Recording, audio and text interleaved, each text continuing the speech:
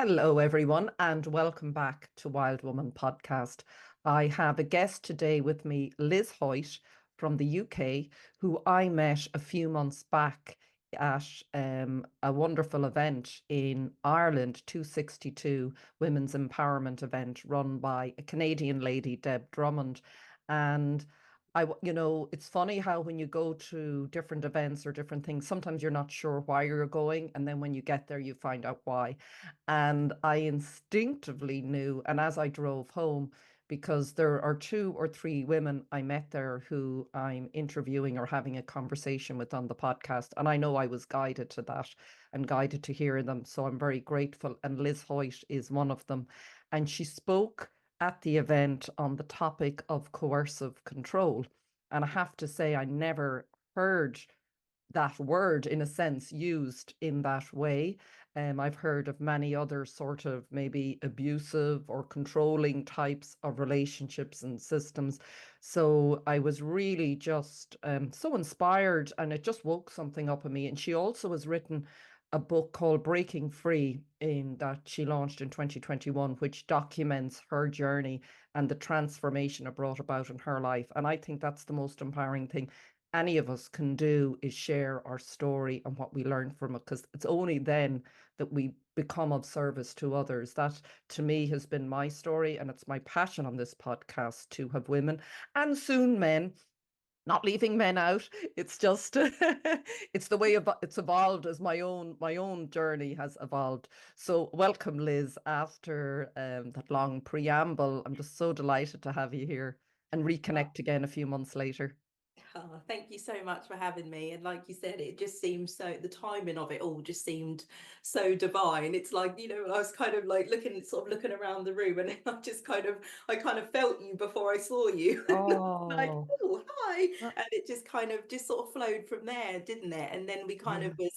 we were just talking about just life and things that we had been through. And then obviously it was so busy, we kind of like probably wanted to spend so much more time talking together, didn't we? And then obviously because of the event and everything was happening, it was just really nice to now have this opportunity to catch up with you. So yeah, lovely. Yeah, it's beautiful. I love what you say. I felt you, before nearly meeting you, and I think this is the key in so much of our lives, is trusting how we feel. And I think that sort of leads nicely into your story around coercive control.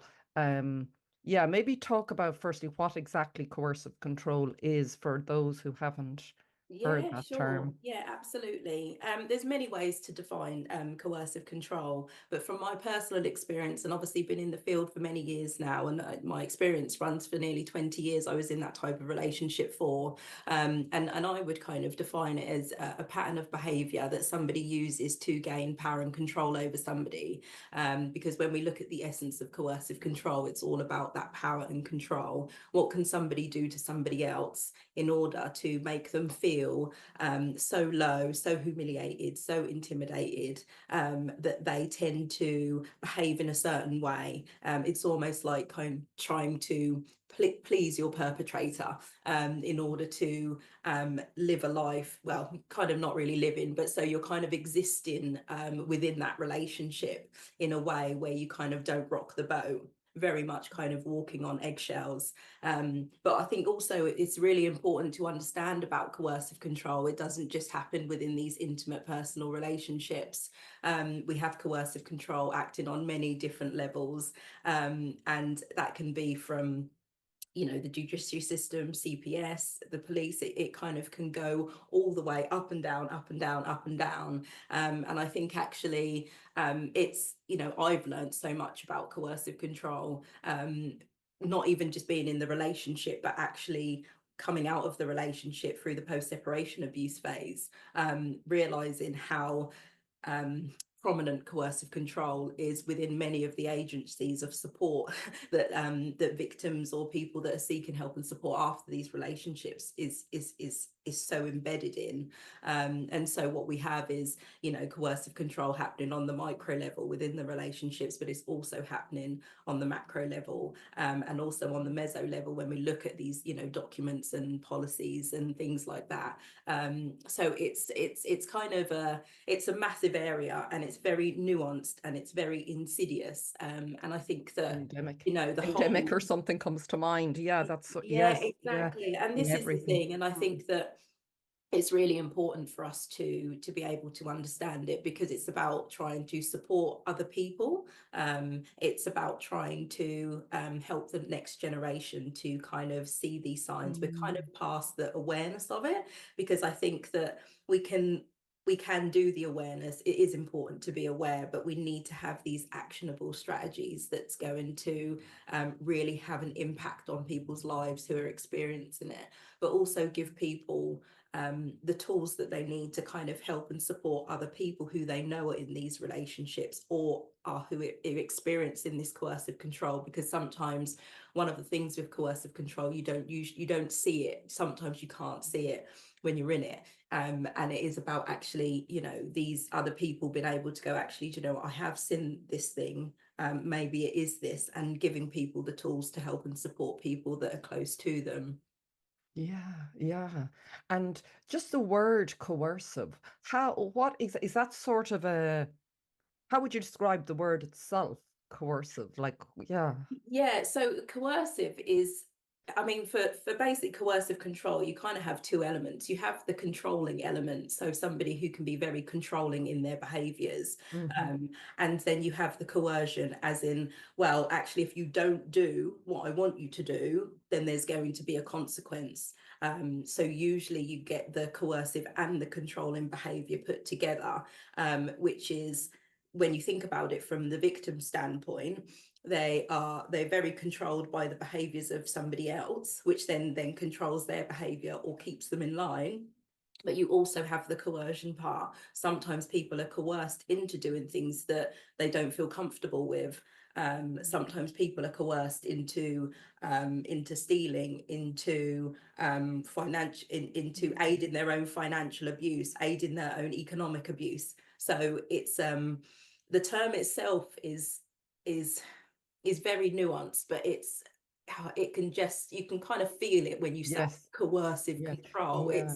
It is what it sounds like. And you know, through speaking from my own experience, and obviously having clients and working with many people, men and women, you can feel the fear when they're talking. And you know what we have to understand about coercive control, it can be physical. There can be relationships with physical violence and coercive control.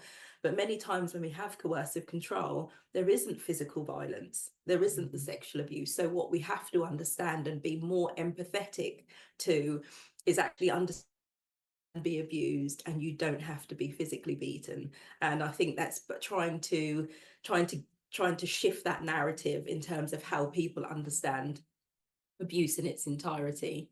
Yeah, it does. It seems to come back to sort of that ability or capacity within yourself to honor and listen to how you're feeling, and to know that that's okay to do that.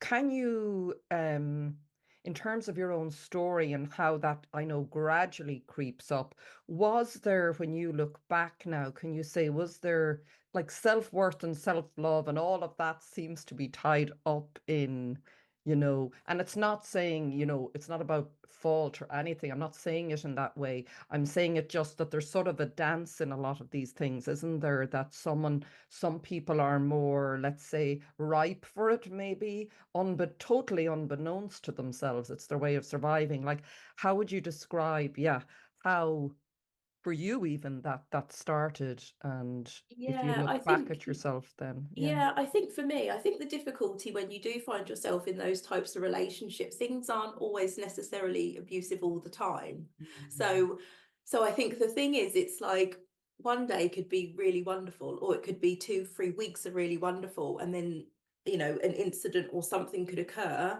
where you're like, oh my gosh, I can't believe that this has happened. And there's everything inside of you that knows that that thing that has happened isn't right.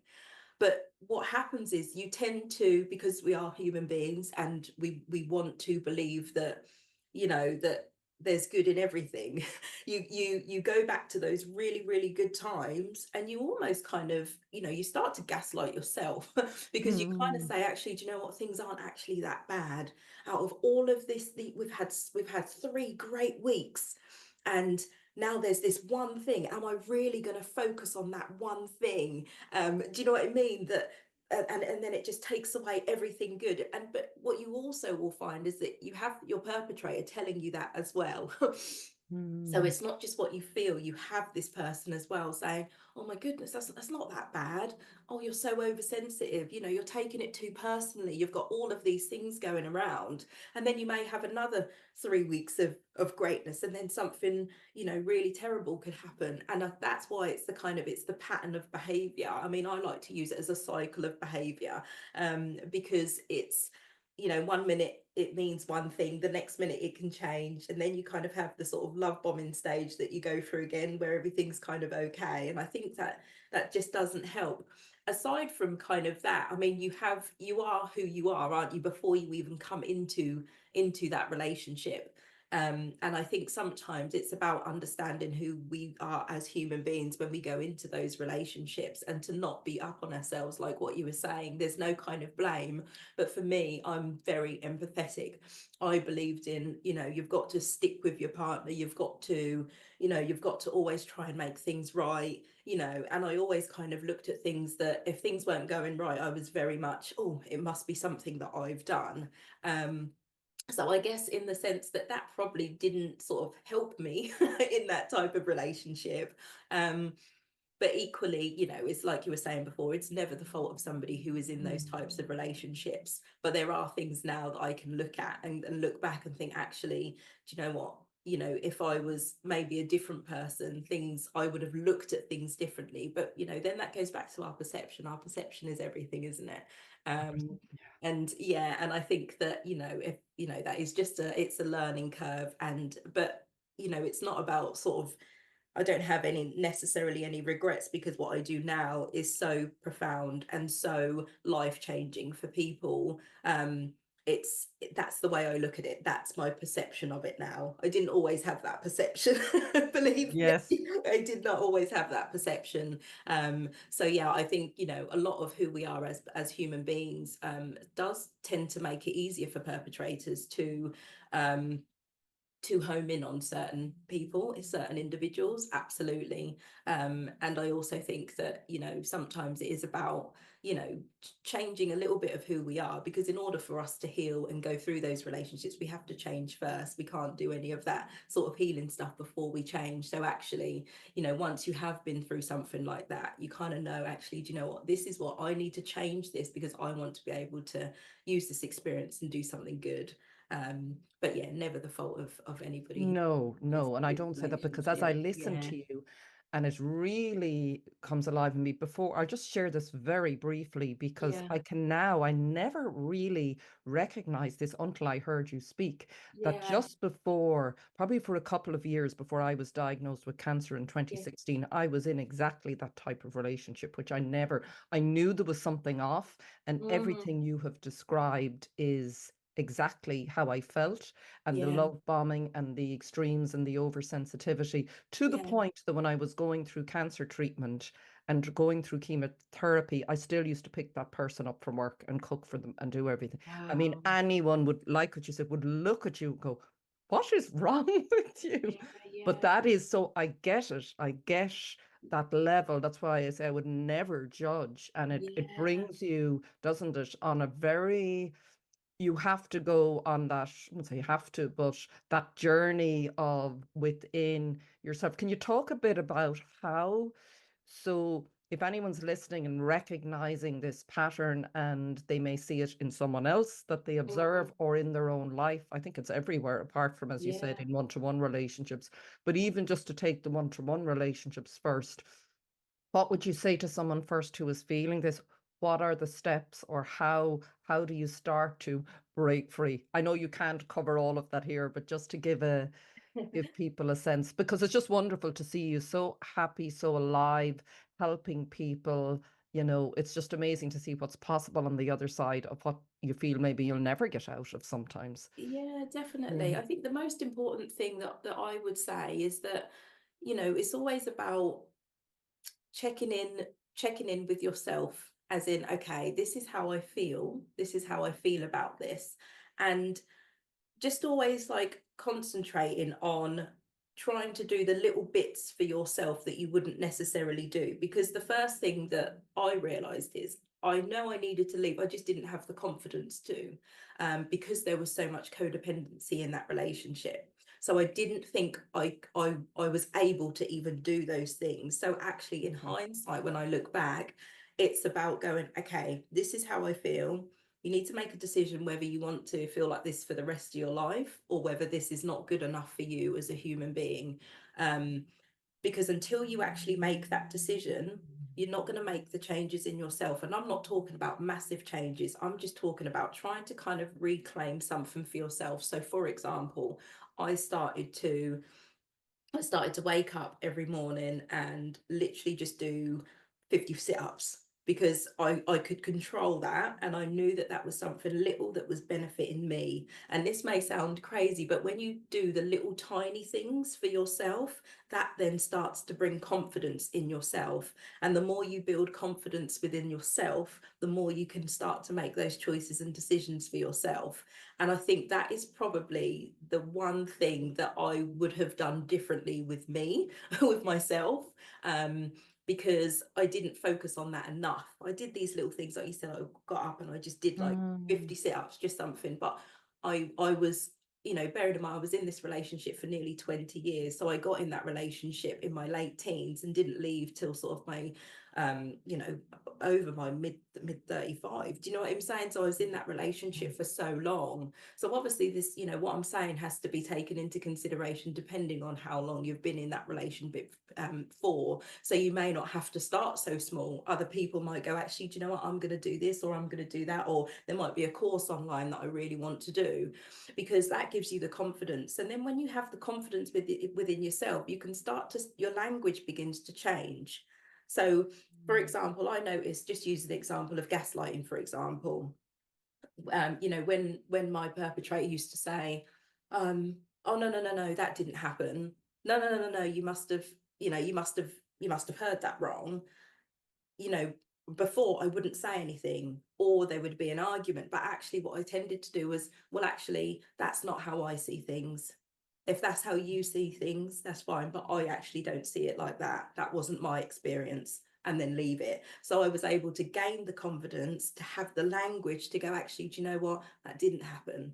That's not my view of it. Or for example, okay, well, I appreciate that's what you believe, but I don't believe that. That's not what I believe. So I started to kind of gain that confidence with the language that I could use, just because I started to do the little things for myself. So I would say for anybody, those are kind of, depending on how long you've been in that relationship for, but those for me were real deal breakers in terms of me gaining confidence. What I would also say is, there's so much talk about boundaries, and boundaries are great, and boundaries are good because they do let people know how you want to be treated ultimately. But what I would say within a coercive controlling relationship is to not introduce boundaries that weren't there before, because that can be very, very dangerous.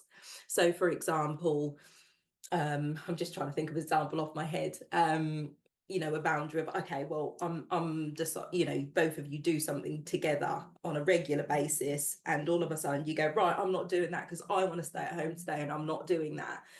Those are the sort of boundaries that I'm talking about, which you probably don't want to Rock the boat maybe too much, yeah, is it? And too exactly. soon. And just because Yeah. of, when we think about coercive control, sometimes when people lose control, they become unpredictable. And what you don't want is to make your situation dangerous for yourself, especially when you have children about. So save the kind of new boundaries for if and when you move on to a different relationship, but to input some real strict boundaries in a coercive controlling relationship. That wouldn't be something that I would advise. I've had many clients come to me and say that that's what they've done, and actually that has been the first incident of physical violence. Yeah, so, and it's not saying that you kind of have to like kind of shut up and put up. That's not what I mean. I'm saying that there are other little things that you could be doing for yourself to gain that confidence, rather than kind of go to the, you know, to the boundary aspect of it while you're in that relationship, Yeah. if that makes sense. Yeah, no, great advice. And it Yeah. sounds like you did something, I mean, obviously 20 years is a long time. So, I mean, that obviously must have taken a really lot of inner sort of strength to be able to find that way of, moving out of that relationship. But even what you said there, it sounds like it's important to not quietly be doing nearly when you start to see this is not, I don't want, I just love what you say there about this is not, is this how you want to feel for the rest of your life? And even how you were able to shift the language. Did you get help with that? Or was this something you just knew, I need to work away on this quietly until I'm strong enough to Yeah, take exactly those that. Yeah. steps? And I think this is why when people kind of make a decision to help other people based on what they were subjected to and their lived experience, it's almost like it is hard work, but the really, really, really hard work has been done. So you kind of basically have to do it on your own. Do you know what I mean? There wasn't Mm. anything, you know, that I even had the energy to research, help, and support. I remember doing the Freedom Program, and actually, you know, there were aspects of the Freedom Program that highlighted for me the type of relationship that I was in. But in terms of me having to go a different route because I was in that relationship for so long, I had to do so much more healing and research of my own mind to find out how I can kind of get out of this, because you are entrapped in these relationships, especially when you have children. Yeah. So, you know, it was one of those things where um I had to kind of really go within and find out who I was as a human being in order to be able to go, okay, this is what I need to do. I need to do this for my children. I need to do this because I want to be able to um to one day decide that I want to go out and, you know, walk alone, you know, things like that. And they seem really kind of small and trivial, but these were the conversations I was having with my perpetrator beforehand. You know, if I wanted to go to the shop, why do you want to go to the shop for?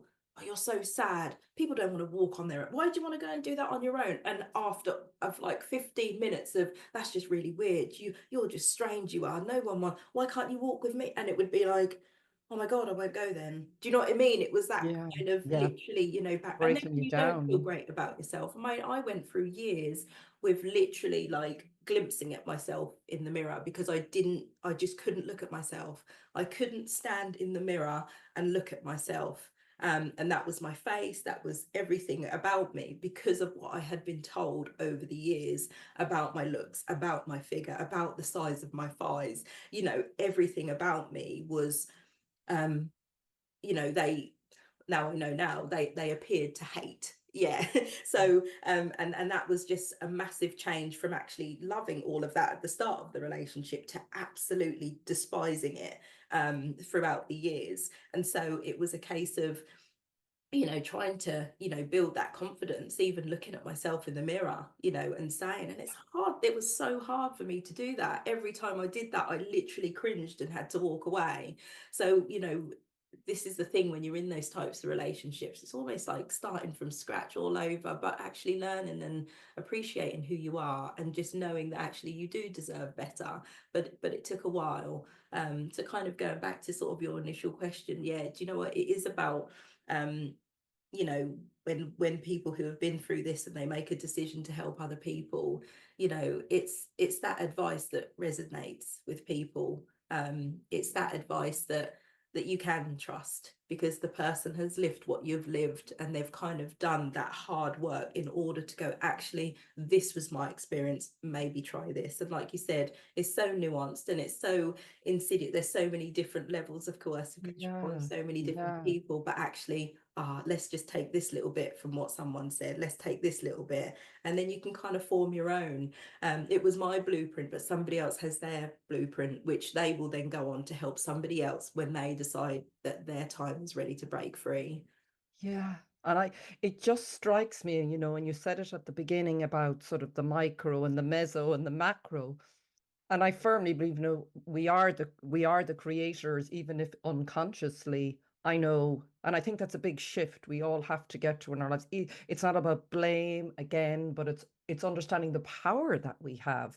That I created experiences based on my life, based on what I felt about myself.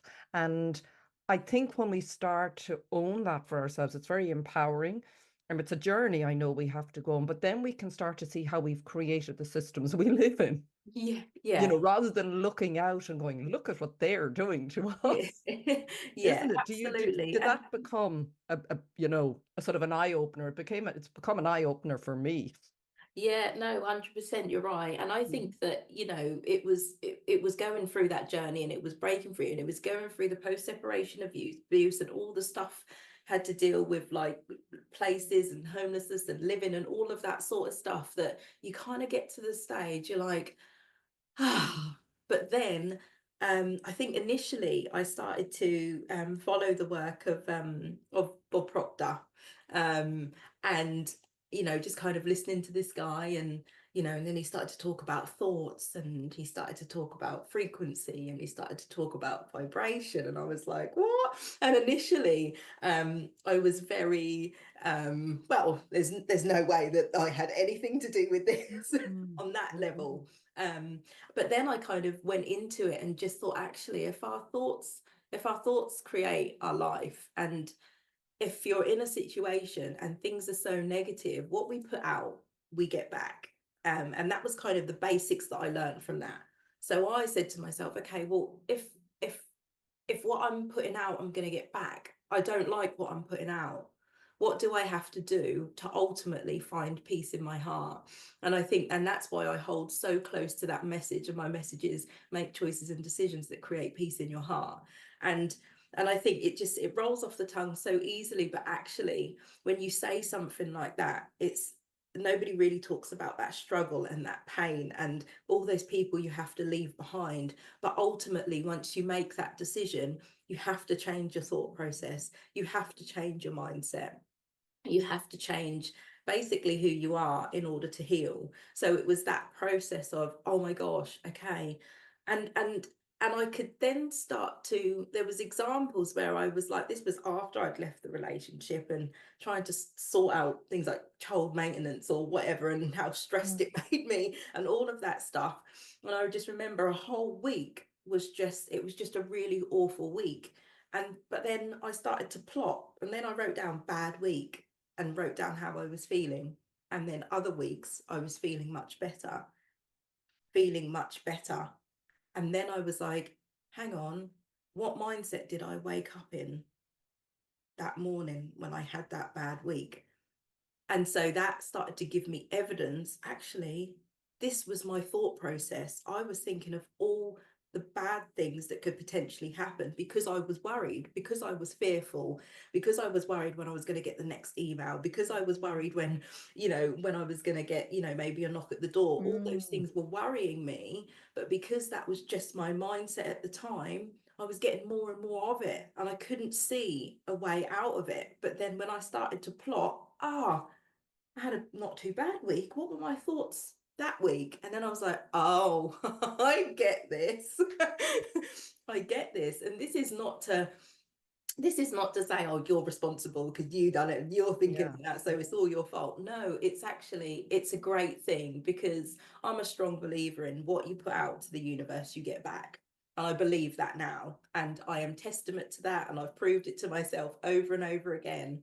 But actually, it's about being aware of it. It's about being consciously aware of, actually, do you know what? If my thoughts are creating my life, then what thoughts do I want to have? It's about getting intentional with how you're Yes. thinking, and we can never totally get rid of like thoughts that are negative or whatever, but we kind of got to ride with them, and we've got to know, actually, do you know what is this, what is trying to come up here, what lesson is trying to teach me about something or Mm. something or something. And there's always a lesson in everything, and that is how, when you change your mindset. And I also, the late Wayne Dyer, I just Oh, absolutely love him. oh, so And do he I. just said, and he said, when you My change hero. the way you look at things, the things you look at change.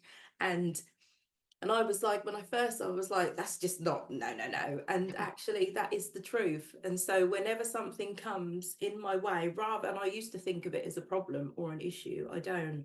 I just see it as, oh, it's something else that's got to come in. Sometimes I call it a name, Joey. Do you know what I mean? Oh, Joey's here again. What do I need to do? What do I actually need to do? What are they trying to show me? And that is how I live my life now. I don't have problems or issues. I don't call them that, because Yeah. our language, even when we Isn't it? start to Yeah. speak like that, they will become that. And that's one of the massive things that I've learned. And that's a lot of the stuff that I teach my clients within my life coaching programs, that actually, do you know what we need to do? We need to kind of change our language. We need to change the way we speak about ourselves.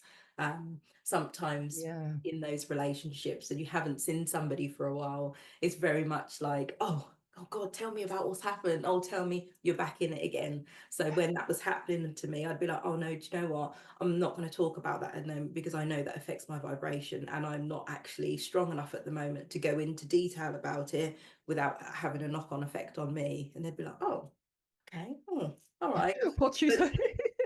It's amazing, the language. I felt that recently, that language, we've nearly been living with very limited sort of language when you start to, and particularly when that almost, what you're saying, they're getting into, oh my God, they did this, or, and even the shift of words, what you even described it saying perpetrator, like really saying, without it being in a victim way, but calling out what it is, yeah, as well. And, yeah. but also, yeah, can I ask you, so Mm, very, and I get totally, and that's a big shift, and it's still happening for me, that every time something, I can still go back into the old pattern, but it often happens when a feeling starts to come up in me that I'm feeling, maybe it's an old sort of something I haven't processed fully, an old yeah. fear, and then the mind comes in. So they're so interconnected. So how do you sort of honor what's coming up, because obviously you went through an awful lot, so that was all within you, all of this energy that you suppressed because of Yeah. that situation. How did you work through all of that, and how do you do that now? Yeah, I think so. Like you're saying, it is, it's kind of what you're feeling in the mind. They are so interconnected. And do you know what? Before, when I kind of, probably 2, 3 years ago, when things used to come up, I used to um, very much pretend that they weren't there. So I would be like, oh no, no, no, I can't deal with that. No, carry on, carry on, carry on. But actually now I'm like, do you know what? Actually, this needs to come up. And what I will do, I'll just take myself off 5, 10 minutes, and I'll just have a cry. And I'll be like, and I'll have a cry. And I literally ask myself, what is it? Why do you feel like this about this? What is it? Um, and then I will just write down all the possible things that I think it could be at that time. And then that would be the work that I've done. I will go away, I've released it because I've cried and I've got it out of me. And sometimes that might take 5 minutes, sometimes that may take 20 minutes, sometimes that may take half an hour, however long it takes. And then I'll go away. And then because I've released it by just crying and letting it out, I can then move on with my day, and I'm fine. But then sometimes I'll come back to it and I'll be like, what was it today? Why was it that? What was it? And usually something will come up and I'll get deeper and deeper. So I can start off with loads of different things, and then I can come away, leave it, and then I go back to it and I'm like, oh, actually, okay, this is getting smaller. This is good, but I don't force anything. Mm, I think sometimes we want to know the answer right here, right now. And because we can't, that then ignites more frustration within us. And most of the time I just leave it until my list gets smaller and smaller and smaller. And then I can look at my list and go, actually, it could be potentially 5 of those things. and let's, but at least I know it could be that, and then I can be at peace with knowing it could be 5 of those different things. And then if it comes up again, okay, let's go back. Actually, that situation triggered that, which then means that, which then means that. And you can kind of plot things. It's almost like a bit of a game, because we have so much, like you say, you have so much inside of us. But if we can do something like journaling as well, and just writing things down to get it out, as human beings, we tend to suppress so much of what we've been through, because that is the way that we had to live. We had to exist in that way. So there's no shame on that. So when it comes up, accept that it needs to come up, because if it's coming up because it wants to come out. Do you know what I mean? And that just means you're releasing something, you're stepping into a different frequency, your vibration is changing. And so sometimes when we don't feel that great, it may not be because something's necessarily wrong. It means that we're increasing our consciousness. We're like, oh, actually, this is something else I'm learning. And do you know what? I'm not used to being here. This feels a little bit uncomfortable. But actually, sometimes that uncomfortability needs to happen in order for you to grow and to heal and progress and then move on to helping others. Yeah, it really sounds like you're on and have been on a journey that has, I would say, a spiritual journey or an Yeah, awakening journey or a remembering journey. To me, it's all we're remembering who we truly are. yeah, And it will show absolutely. up in different ways for each of us that almost catapults us something difficult in our lives, almost that, like, rattles us Yeah. until, and even how you described that, not even that moment, but when something in you said, do you really want to live like do you really want to feel like this? And more people I talk to, sometimes I really believe there is a divine timing that something at some point just awakens. It's like a spark, and it's, I can't do this anymore. Yeah. You can't always.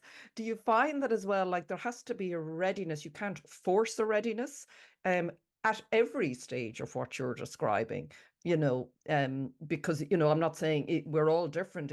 I spent years in many different things that I could look back and be very critical of myself, but I wasn't ready. I did what I did to survive. And I think we all have to acknowledge that, living this human life isn't always easy. Yeah, Um, exactly. Yeah, definitely. No, I would, I'd 100% agree. It's not about forcing anything. And whenever I have clients, um, we have an initial talk, and if they're still in that relationship, that's kind of where we kind of stop communication at that point.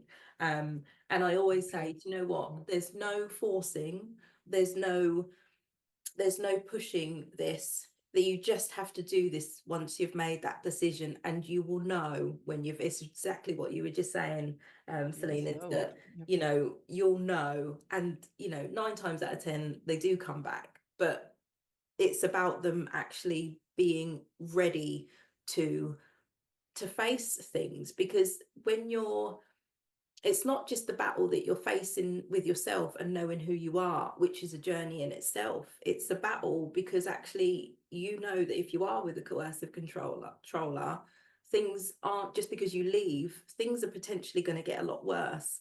And it's not about, not telling people this and shying away from it. People have to know what they're going through. And I think there is enough awareness out there now where actually we know now that the post-separation abuse stage, comes when you leave a coercive controlling relationship. We know that. So actually, when we're dealing with people who've been subjected to coercive control, they're dealing with two things. They're dealing with, actually, do you know what? That ability inside of them for the confidence to then change, to then heal. But then they're also dealing with the other stuff that they know, yeah, or 9 times out of 10 is going to happen afterwards as well. So it's that decision that has to come from, yes, I am ready, I'm kind of ready. And you know what, usually that happens to people, and people are really good at doing it when they hit their version of rock bottom. And so it's one of those questions where actually when you just hear someone's story and they've been through it, it could be life, it could be death, it could be a terrible abusive relationship, it could be grief, it could be anything that people are going through. I'm talking about those versions of what we would consider as human beings as rock bottom, because usually people will go, I've been there. There is no other way that I'm going to sort myself out or feel better unless I decide that I want better for myself. And usually that is the time when people are like, oh, okay.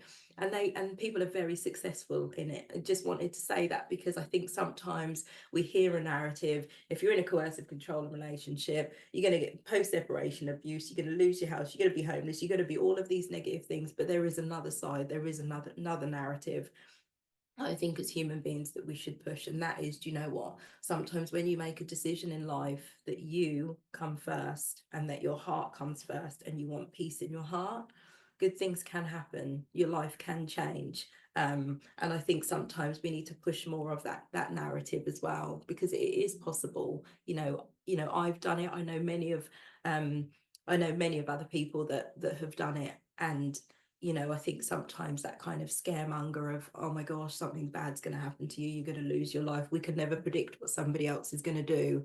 But we can always make a choice. And whether that choice is something that we want or something that we don't want, it's still a choice nonetheless. So, it's just about, just people making that decision and knowing what they have to deal with, but knowing that there is support out there for them. Yeah, that really seems to be key. But I love what you say. It does seem that, and sometimes we have to hit a few rock bottoms. I think I hit a few in my life when you Yeah. go, okay, there really is no other way. I thought there Yeah. might be. And, but it also, and I know it's different for everyone, but I'd like just maybe if you talk about this as well personally. I know there is the side of, yes, the getting support, and we'll talk about that. And even for younger people, I think that's really Mm. important that a message I Yeah. think we are going through a huge evolutionary process on the planet. Yeah. I think there's no accident that you're doing the work you're doing now, and Yeah. so many other people in so many different ways, and with so many different, whether it's with animals or people or with themselves or with groups, this message of sort of breaking free, which you're saying, and really remembering who they are. And I know that, so this is the sort of, I would call it the, a new understanding that your vibration and frequency, how has that shifted outside of the coercive control? What journey has that brought you on? Like, what did you start to understand about yourself? Yeah, so I think the first thing is that I had a story and that my story could actually benefit other people. That was the first thing. And I think this was going back in, I think I left that relationship in late 2019, and just a whole year and a half after that of all of the post-separation abuse stuff, everything was just basically, it was just breaking me. But then I thought, actually, do you know what? I wanted to write a book, and I wanted to write the book, and I based it on my financial situation at the time, because I thought, actually, I don't have the ability to, set up a business and all of that. These were my thoughts at the time. But actually, if I can kind of just help one person to be able to purchase my book off Amazon for, I don't know, 12, 13 quid, whatever it was, that would be my way of actually just helping somebody, just not saying to stop what they were going through, but at least to reduce the likelihood. But also provide something for one person that could start them off on their healing journey. So that was when I wrote Break Free back in 2021, I think. Mm. And then, which was a transformational journey and paradigm shift out of coercive control, because of course, our paradigms control everything. And so that was important for me to kind of relay that message that I had learned. But then obviously having children with my perpetrator, so I then wrote co-parenting within coercive control, because I wanted to help parents who were going through what I was going through understand the dynamics of what their children were going through, which was a really, really tough, difficult one for me to understand myself, and navigate. And so I thought, actually, if I can give back, and then that was the second book. But then I thought, you know what, how many if me as an adult is struggling to talk about coercive control, to define it in my head, how else can I help other people? Started to do the life coaching, and then I then thought, this needs to be more. I need to do more because I'm just focused on adults. Do you know what I mean? Children are suffering, young people are suffering. And that's when I decided to develop the coercive control curriculum so that every secondary school in the UK could access it. Because, you know, when we look now at, you know, what's happening to young people in terms of their mental health, in terms of support that they can access. And we're not just talking about coercive control in intimate relationships, we're talking about coercive control within gangs, we're talking about so many different things that impact and affect young people's lives.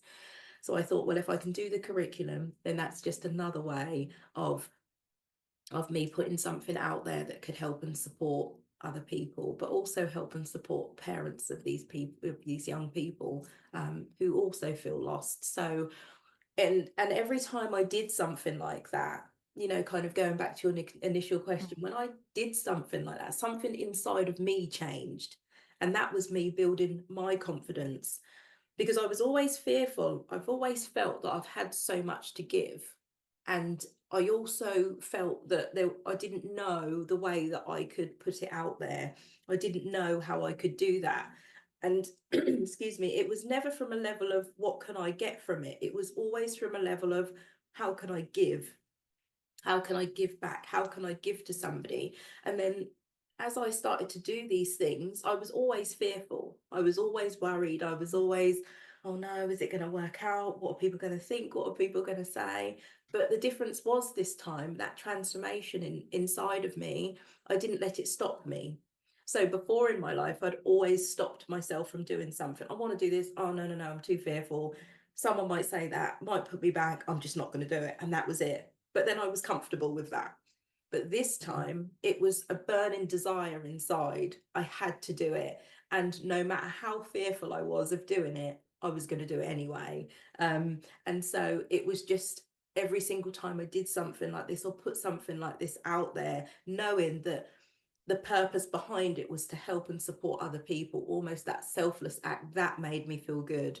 That then helped me to build my confidence, you know, waking up in the morning with intention. These things all helped me to set intention in the morning. And when you set intention in the morning, every time you wake up, there's something powerful that happens because you've already set the intention. You know, I don't wake up every morning and think, oh, I wonder what today's going to be like. No, I've already committed and set the intention. It is going to be a great day, because wonderful opportunities can come my way. I'm going to be open and ready to receive. So I already set my day. I know what my day is going to be like. So I started to do things more so with intention. And that has been the change. I can feel it in myself. I wake up smiling, happy every morning. I wake up grateful every morning. And it's been these things, the books, the curriculum, all of those things that I have done while I have been fearful. I'll be totally transparent. I've been so fearful of doing them, but it hasn't stopped me. And I'm so glad that I have done it. And I think that that is that kind of transformation that what we're all looking for. Do you know what I mean? That Yeah, kind of, yeah, I feel at peace with what I'm doing and it yeah. doesn't matter anymore. Yeah, it just sounds when you describe they're all it's everything happening at the same time, and I can identify it's like as you start to hit your rock bottom, something takes hold, and everyone I've spoken to, there you can't just say, oh, when this happens, do this. It's a very unique, personal, and it's so nuanced, as you said. But when that seems to happen, something seems to, and I that was my experience, nearly break open, and as you said, that compulsion or almost a burning desire the more you sort of work with it. And I just think it's when you say about the intention, that's I've been hearing that so much as well. A very clear, always go back to your intention. A woman I spoke to the other day, and she was saying it always starts with your intention. If you've a very intention creates the energy, creates the experience, which is, you know, it's all the sort of manifesting or create. It's the process of creation, I suppose, that we've Yeah. never been taught. And I think that's such an empowering, you know, unfortunately, we sometimes have to learn that, don't we, in a very difficult way. That because if life was going along sort of okay, maybe not I don't have great inner peace, but I'm on the treadmill, I'm doing what I'm supposed to told to do, and everything's you'd stay at that, but something nearly has to knock us off, doesn't it? Yeah, For that absolutely. shift and that burning, that reconnection with whatever, what would you call that in yourself when you really deeply reflect on what has happened? Yeah, I think for me it's basic. I think for me I'd probably call it alignment, because Mm. I don't think that if I hadn't have been on that journey or had gone through that, I wouldn't be aligned to what I'm meant to be doing now. Um, the things that I absolutely despised doing before, like marketing and sending emails, I love it now because I know why I'm doing it. So it's just taught it, but this is why I know I'm aligned with it, because if it was, I'd be like, oh no, I'm just not doing that. Yeah, Literally yeah. just not doing it. But now it's like, I know I need to do that because this is the intent. I've set the intention. So in order for me to get this out there, this is what I need to do. And I love doing it. I enjoy doing that. So I think it's just, for me, it's definitely alignment to who I'm truly are. And do you know what? As human beings, we all have something that we that we are aligned to. We don't even have to go and look for it. Something will Mm. happen in our lives and we will go on that path. And there's so many different ways to that path, but we can go to that path, and it might be that it's not necessarily the right choice at the time, but the universe has a funny way of maybe taking you all the way around and then you then getting straight back on that path that is meant for you. The fact that we exist as human beings, we all have a purpose. That is why we are here. We're here for expansion. That's why we're here. And actually we're all connected. And so, but that just, once you start to do this work and you start to understand, frequency, vibration, we are energy beings. Once we understand that, we truly get to know who we are and why we're here. And it just so happens that that experience of coercive control has led me here. And that's why my perception has changed on it. And that's why I look at it as, actually, do you know what? I'm so glad with what I'm doing now. There isn't any, I don't, I did feel like this before. I was very blameful. I was very angry. I was very, and rightly so. When you think about it, this is what somebody has made an adult choice to do to you. And so, the accountability lies with them.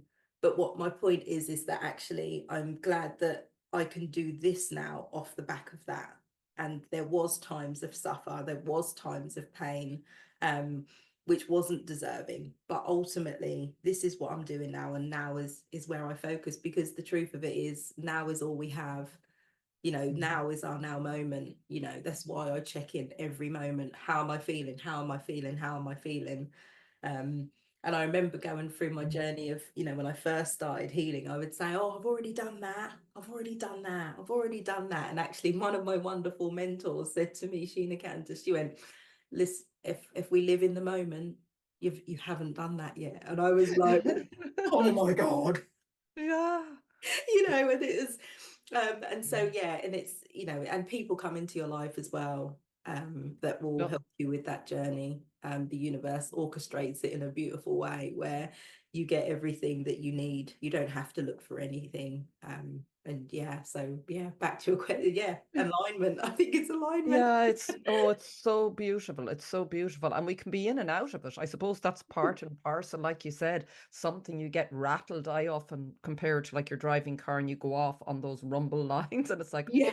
and you feels awful. And I think just that's a key part. It's been a big part of my life. And I think you're saying the same as well, Mm, also through the beliefs, but trusting how we feel. We have been so, and I imagine many people in coercive control relationships in any form in the world can be quite numb because we end up, it becomes so difficult, to feel what's really going on. And it's a very brave step to start allowing yourself feel, because then you start to feel everything. And then there's like no hiding really, is there, from yourself?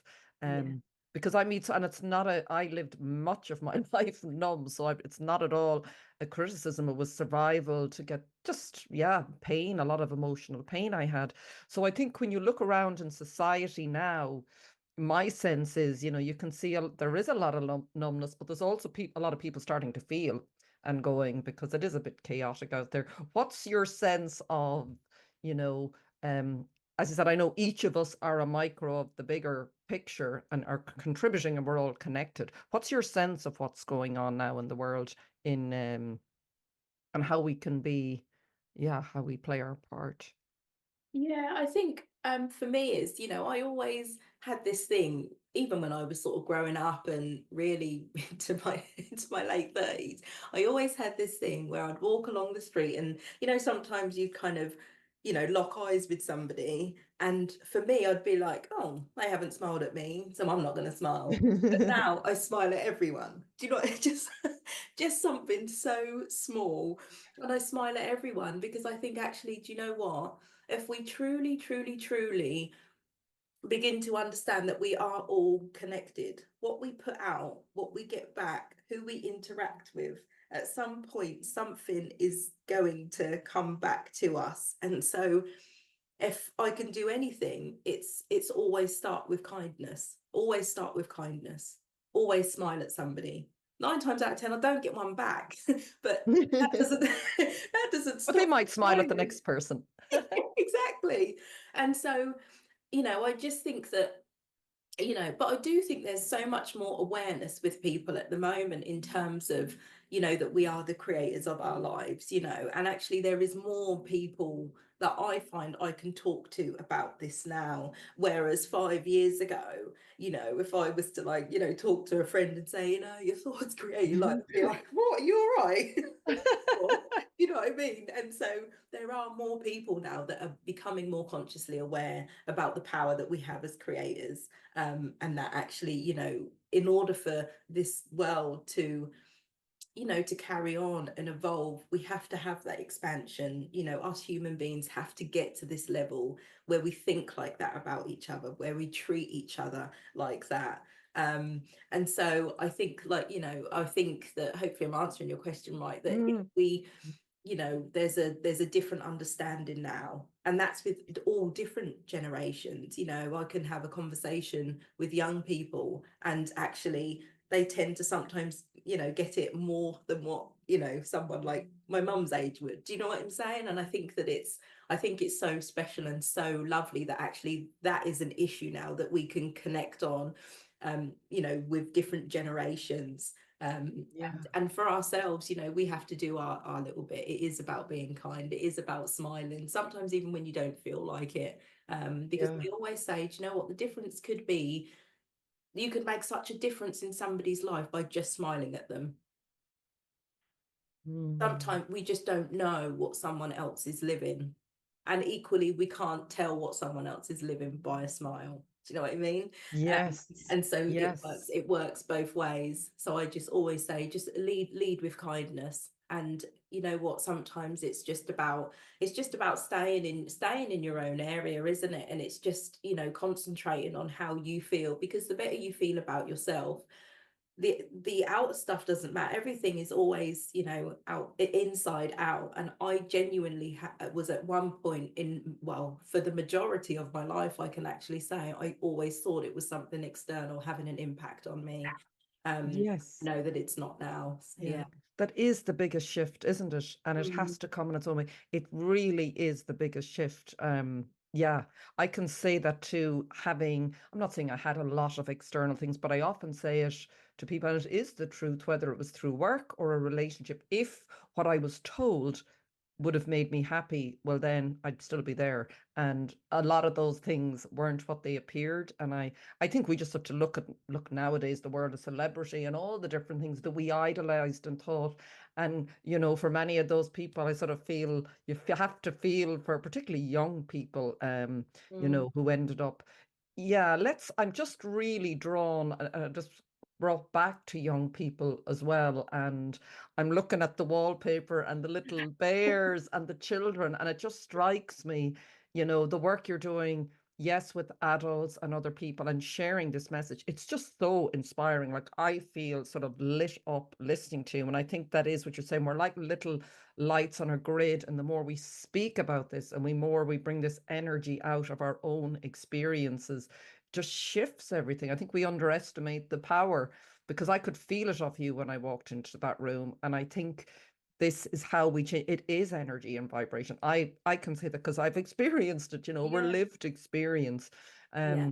So for young children now coming up, and I know you've the curriculum hopefully going into schools, can you Mhm. just talk a little bit about, I suppose, yeah, how I suppose the maybe the impact on children, or how can we support children? Like I don't have children myself, I've nieces and Mhm. nephews, but I would Yeah, like to be a positive influence if I can on any young person I meet. So what would be yeah, your advice there?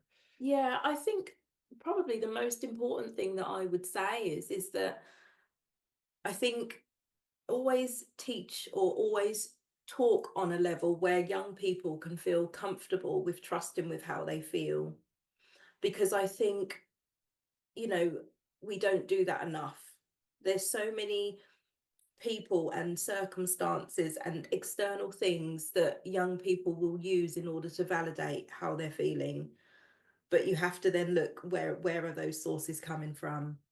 Um, I would say to any young person, just always be guided by how you feel, because our gut instinct is everything. And I was brought up the opposite way. If someone said this is what you need to do and that's how you need to kind of feel about it, you kind of just got on with it. um but I think, it's about this new age, isn't it? And it's about young Mm, people honoring how they feel, but also gaining confidence within themselves, because if you have a confident young person, you're going to have a young person that relies less on externals. um yes. and so, I would encourage anybody, whether you have children or not, like you say, you've got your, sort of Mm, nieces and mm, nephews and all sorts. And I just think, you know what, or just always tell them to just trust in how you feel.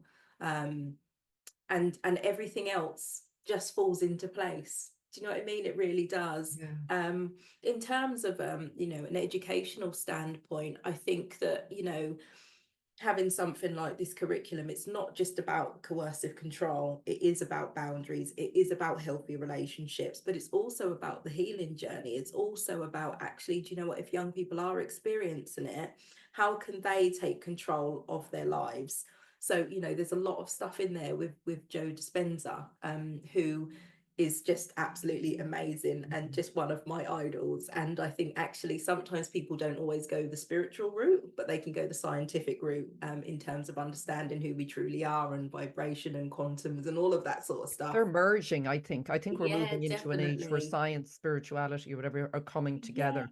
I hope. exactly. Yeah. And I think that sometimes people prefer to go with Yeah. what's proved through Mm, science, or you can have, more of the spiritual stuff, which is, yeah. kind of the Bob Proctor and the Yeah. and Wayne Dyer. yeah, Yeah. yes, the Wayne Dyer, Yeah. and just all of those, and Abraham Hicks, and on all of Yeah. these other people. And I think actually what the curriculum does is it kind of helps children through as kind of more of a scientific way to kind of Mm, hit what I believe will the more of the masses will accept currently.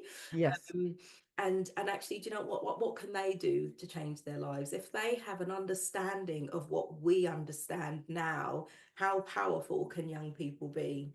Do you know what I'm saying? If they I do. start this from a young age, how powerful can they be in this creation, in this expansion? I mean, it's just crazy, but in a positive way. So I Yeah. think, helping young people in terms of that, in terms of kind of the education route, is definitely the way to go. And you don't have to be a teacher or anyone necessarily associated with the school to kind of, help and support young people in that way. But I would always say, it's about what are they learning at school, and how can this help them to be creative adults, Yeah. rather than adults kind of sent out to sort of, work for somebody else. And actually, that might be somebody's choice. But in terms of true creation, let's light up what these young people have to offer, whether it's in school, whether it's out of school, and pay less attention on those external things that are not necessarily helpful to young people.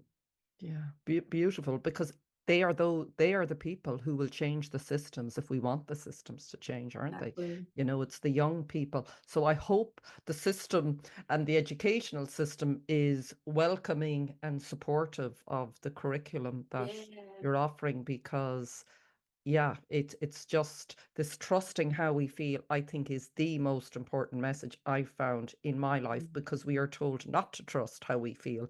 And I think that is what contributes to a lot of anxiety, depression, confusion, you know, in people, where your gut and everything, your voice inside is telling you one thing and you're being told, no, that isn't the way it is. But I think the world is changing because of this, exactly what you're saying. It's Mm. so important, isn't it, Liz? It just feels Yeah. so and timely. We cannot continue. I think we just have to look around us. We cannot continue as we have been living. It's just No, not sustainable exactly. in any way, whatever way you look at it. Yeah, Mhm. exactly. And I think, the more that we can talk about it, the more that we can have the language to communicate Yeah, effectively with young people on this. It's just such a wonderful, it's just such a wonderful thing that could happen. And I can see like signs of it now. Do you know what I mean? It's like there needs to be a shift. I think the shift will happen at the right time. I think yeah, that things are happening at the moment that we can't necessarily see, yeah. but actually Well, that means yeah. nothing because do you know what? I thought about this the other day, and I always like mix it up. So before I was, I'll believe it when I see it, but Mm. now you have to believe it before you see it. I don't know. Mix them up. Or you have to see it. Well, yeah, I don't know. Yeah, I always get that mixed up too. I So know what you're basically saying. you will once you believe it, you will then see it, but there's Yes, always the opposite, isn't it? The narrative. yes, Oh, I'll yes. see it We when got I to have the you know what evidence. I mean. Yeah, yeah. Well, if we trust that, as you said, and we have seen it in evidence in our own little lives, or not our little lives, but our own individual lives, well, then we, as you said, we have to trust that with everybody, and I feel it. That's the thing I say. I Mm, feel it, and we have to, so that intention, if that's happening individually with everyone, it will eventually manifest and materialize. But I suppose it depends how many of us are doing it. And yeah. it also depends. I like exactly what you said. I look at my life some days and everything's boom, boom, boom, synchronicity, synchronicity, happening, happening, happening. And then another day, which I'll have to remember now, with your good advice, is to be very clear on my intention when I wake up, because I'll have another day, one thing, and I haven't set a clear intention. Something happens, I'm knocked off.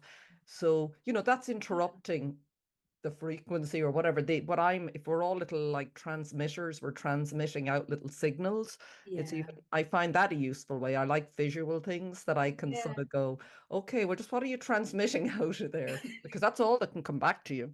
Yeah, It's what you're exactly. Yeah, transmitting. It sounds, yeah, doesn't it? It's, exactly. But yeah, it's just such a wonderful thing to know, and to be able to express. That is the freedom that we have. Do you know what I mean? We have that freedom. If nothing else, that is what we have. And it's about, choosing and using that wisely. Just that one thing, and it can make a yes, massive difference. Just knowing yeah, that's what happens. Okay, this is how I'm feeling. That's going out. Is that what I want to come back to me? yeah, Ask yourself that question. Is it genuinely what I want? And if it's no, I don't know, go and run around the block, change your state, because there's no answer to yes, say all this, but you can try and do anything. Do you know what I mean? Just to kind yeah. of change that state, change that state. You can, And the more yeah. you do that, the fact that you're even aware that that happens is a It's huge, step in isn't the it? right. Yes. Yeah, 100%. You're right, Yeah. Celine. I think And I that. think speaking, sorry, just to say what the image that came to me when you were saying that, the energy of us even having a conversation or speaking to someone else you find you can speak to, it Mm, sort of clears, I feel, that channel, you know, because we're in a body, and whatever way you want to look at it. But I notice the more I can have conversations with this, like people like you, something sort of lights up in me. It's like this, you know, powering up the car or revving up the engine or something. And it sort of gives life to that. And we need it, don't we? We really need that sort of Yeah, fuel 100%. of that connection. Because we can't do it alone. We just can't do it alone. It's No, just, that's yeah, right. Yeah, yeah, but it's beautiful once we just have that, that ability to think yeah, in that way. yeah, And also, another thing that I'd just add to that is that, what we sometimes, we do. for whatever reason, we tap into the noise, we tap into the external. And you know what? It's just a case of just going easy on yourself. I used to really beat myself up if I had like 3 weeks of like, oh my God, it's great.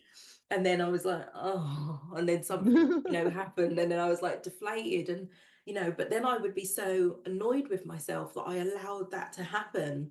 But sometimes that is just part of life, it really is. And actually it is accepting that sometimes we might be up here and sometimes we might be, a little bit lower or whatever, but that doesn't necessarily mean that that's a bad thing. That just means that actually we might be stepping up into the next Yes. frequency and we're feeling like that. Yes. Do you know what That's I'm saying? I've exactly what always came up there. associated it Yes. with like, oh, I feel awful, I've gone back a step. No. How about if you haven't gone back a step? How about if you've elevated yourself? And this is just how it feels on this new playing field. It won't feel like that forever. Yes. Do you know what I mean? You'll get Yeah. comfortable here, and do you know what? It will happen again when you go up to the next one to get used It's to so, it. oh my God, that's amazing. It is, that's literally when you said that, I just thought that is it. As you sort of elevate up into more of who you are, more of what you're not, whatever way you want, and the beliefs and everything you Yeah, picked up has to sort of leave. And yeah, it's not nice when it's leaving, yeah, exactly. exactly as you said. That's Yeah, such an important message. You're yeah, not going backwards. You're just sort of elevating up, and you're going to keep doing that as long as you're here. We're all going to keep doing it, yeah, hopefully. exactly. Yeah, and we all need Yeah, to. We all need to. yeah. Thank you so much for your time, Liz. Thank you Is for there having anything me. else you'd like to say before we wrap up? Any message that you would like? I mean, you've said so much, but if there's anything burning there that Yeah, I know. I just, you know what, just always just remember that, that you just have more control over your life than what you may think currently. And I'll kind of leave it there because that's not forceful. It just is, I think we all just need to understand we have more control over our lives than what we feel. And the more that we kind of just build the confidence within ourselves, it starts us on the path to where we need to be for expansion. 100%. Thank you, Liz. I'm going to leave it on Thank those you. beautiful words. I'll put all of Liz's contact details in the description box. So if anyone wants to reach out, connect with you, find out more about what you're doing, um, please do. Thank you, Liz. Thank you, Thank you. listeners. What a wonderful, wonderful conversation. Very grateful. Thank you, Liz. Take care for now.